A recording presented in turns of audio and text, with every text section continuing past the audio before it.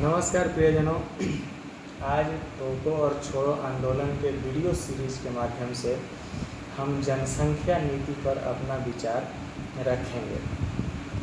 पूरी दुनिया में जनसंख्या की दृष्टि से भारत और चीन दोनों पहले और दूसरे स्थान पर हैं। भारत दूसरे स्थान पर है, चीन पहले स्थान पर।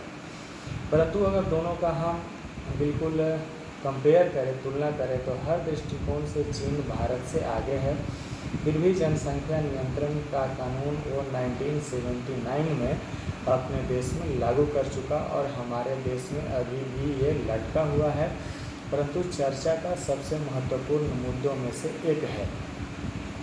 हम देखते हैं भारत का क्षेत्रफल से चीन का क्षेत्रफल 3 गुना ज़्यादा है। 1979 में चीन में जनसंख्या नियंत्रण लाया गया, परंतु 1981 की जनसंख्या की अगर हम बात करें तो भारत की जनसंख्या जहां 71 करोड़ था, वहीं चीन की जनसंख्या 99 करोड़, अर्थात 100 करोड़ की जनसंख्या तक पहुंचने से पहले ही उसने अपने देश में हम दो हमारे एक की नीति को लागू कर दिया।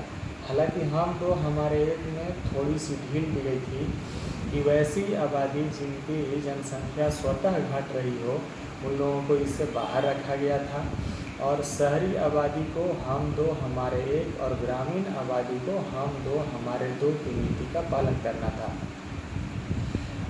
इसके बाद अगर हम जनसंख्या घनत्व की बात करें तो 1981 में भारत का प्रति वर्ग किलोमीटर जनसंख्या घनत्व 216 है, जबकि चीन में 106 है।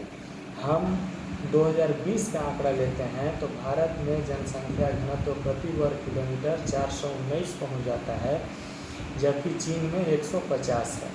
1981 से 2020 अर्थात लगभग 19 वर्षों में देश का जनसंख्या घनत्व लगभग 100% बढ़ा भारत में, जबकि जनसंख्या नियंत्रण कानून लागू होने के कारण चीन में मात्र लगभग 40% बढ़ा। 1982 का साक्षरता दर यदि हम देखते हैं तो हमारे देश में जहां 43% था, चीन में 65%। 2018 में हमारे देश में साक्षरता दर 74% है, तो चीन में दर है 92%। इस दृष्टिकोण से हम देखें तो हर क्षेत्र में वो हमसे आगे है। जनसंख्या वृद्धि का जो सबसे बड़ा कारक हमारे बीच उभर के आता है वो है बेरोजगारी, कुपोषण, गरीबी और वन क्षेत्रों में भारी हरासमेंट अर्थात कमी। क्योंकि जनसंख्या वृद्धि होगी तो हम इन सब चीज़ों पर कभी भी काबू नहीं पा सकते हैं और जनसंख्या को नियंत्रित करने के कारण चीन बेरोजगारी, गरीबी, भूखमरी, कुपोषण इत्यादि चीज़ों पर पूर्णतः काबू पा लिया। जहाँ तक हमारे राजनीतिज्ञों या पूर्वजों की बात है तो सन 1976 में 42वां संविधान संशोधन के द्वारा 7वीं अनुसूची में ये शामिल किया गया कि केंद्र और राज्य अपने अपने तरीके से जनसंख्या नियंत्रण का कानून बनाएंगे, परंतु राजनीतिक स्वार्थ को देखते हुए अभी तक हमारे देश के राजनीतिक दलों ने इस पर कदम नहीं बढ़ाया और ये मामला अभी तक लटका हुआ है। जबकि देश की लगभग 100% जनसंख्या इस बात से सहमत है कि देश में जनसंख्या नियंत्रण का कानून लागू होना चाहिए। मैं उन 11 राज्यों का नाम आपके सामने रखूंगा जो अप्रत्यक्ष रूप से हम दो हमारे दो की नीति को पालन कर रहे हैं, जैसे राजस्थान, गुजरात, मध्य प्रदेश, छत्तीसगढ़, असम, उड़ीसा, बिहार, महाराष्ट्र, आंध्र प्रदेश, तेलंगाना और उत्तराखंड। ये राज्य अपने यहाँ त्रिस्तरीय पंचायत प्रणाली में ऐसा लागू कर चुके हैं कि 2 से ज़्यादा जनसंख्या होने पर उन्हें नियत तिथि के बाद चुनाव नहीं लड़ने दिया जाएगा। जैसे असम में लागू किया गया है कि 2021 के बाद आपको पंचायत चुनाव का लड़ने के लिए हम दो हमारे 2 से ज़्यादा नहीं होना चाहिए, जबकि आंध्र प्रदेश में ये बात 1994 से ही लागू है। क्षेत्रफल की दृष्टि से हम भारत को देखते हैं तो हमारा क्षेत्रफल कुल विश्व के क्षेत्रफल का मात्र 2.4% है, जबकि जनसंख्या की दृष्टि से दुनिया का हर 5वां नागरिक भारतीय है, अर्थात लगभग 20% के आसपास हमारी जनसंख्या है।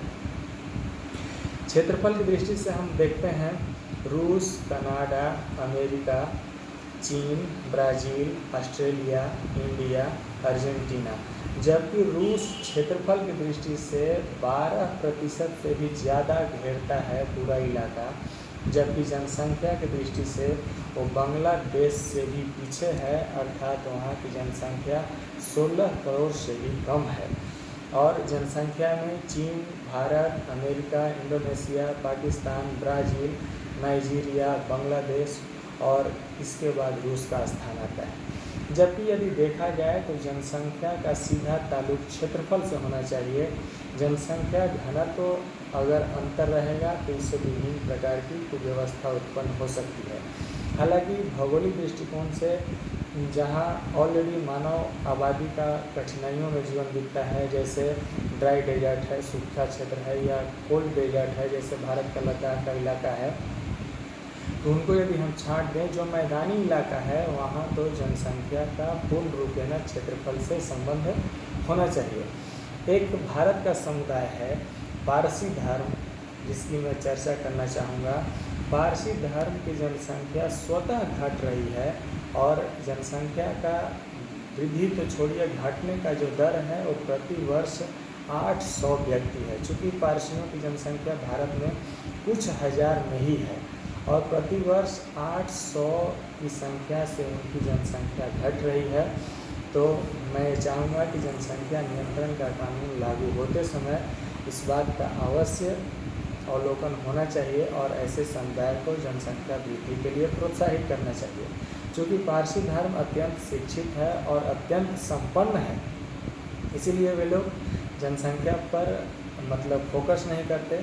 यहाँ तक कि हमारे देश का जो टाटा फैमिली है, या बीच में टाटा एंड सन्स कंपनी के चेयरमैन बने थे साइरस मिस्त्री, ये सब बड़े बड़े जो दिग्गज हैं वो पारसी धर्म से ताल्लुक़ रखते हैं। या कुछ ऐसी जनजातियाँ हैं जैसे अंडमान निकोबार द्वीप की जो जारवा जनजाति है, या और भी कुछ जैसे जनजातियाँ हैं जिनकी जनसंख्या घट रही है, तो उस पर भी ध्यान देना है।